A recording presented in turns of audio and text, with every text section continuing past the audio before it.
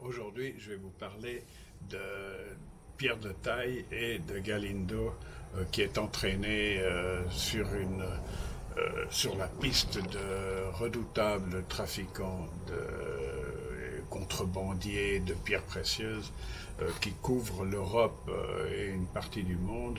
Et il semblerait que le siège de l'organisation qui contrôle l'Europe de ce côté-là se trouverait à Phuket. Alors, de fil en aiguille, après l'agression de sa nièce à Genève, Galindo va s'en aller sur la piste de la Thaïlande parce que son intuition lui dit que c'est lié à une recherche de rubis et suite à ce que le prélat, donc le guettant de la harpe, lui révèle du souci international qu'il a mis sur les traces de cette triade qui fait de la contrebande de très haut niveau, de pierres précieuses notamment.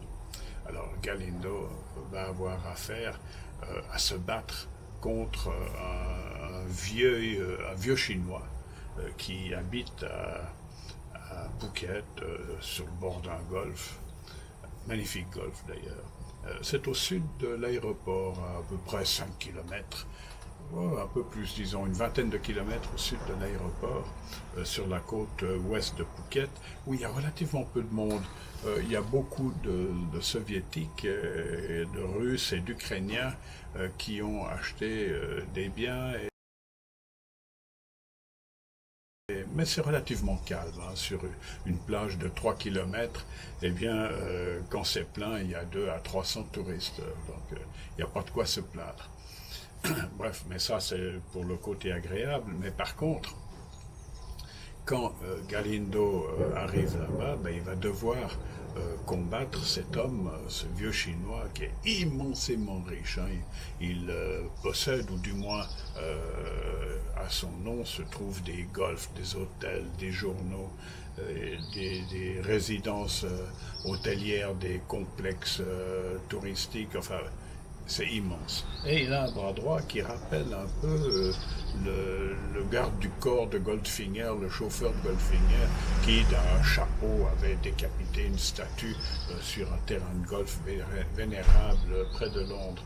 Alors bien sûr, cet homme est très très redoutable et à un moment donné, il capture Galindo et va lui faire des entailles dans la peau pour qu'il saigne petit à petit en l'aspergeant d'eau salée, pour que ce soit bien douloureux, et tout ça dans l'espoir de le faire parler pour savoir où ils en sont dans leur enquête, etc.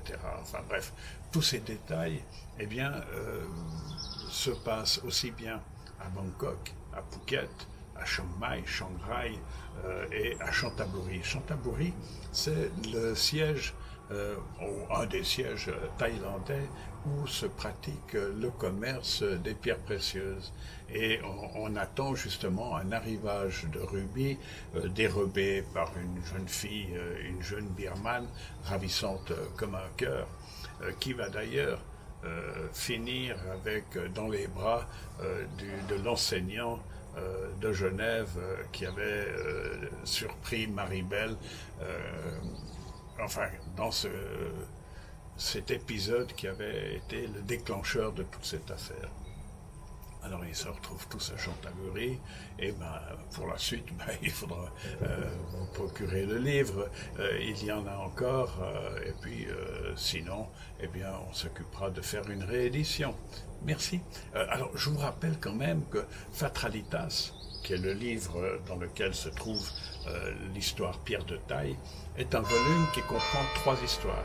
La première c'est Fatralitas, la deuxième c'est l'intrus du golfe, c'est encore une autre histoire. Et après, la dernière, c'est Pierre de Taille. Plutôt que de faire 3 livres, à l'époque, j'avais préféré en faire un volume avec 3 histoires dedans, pour appâter et allécher les amateurs de thrillers et d'aventures policières. Voilà, merci.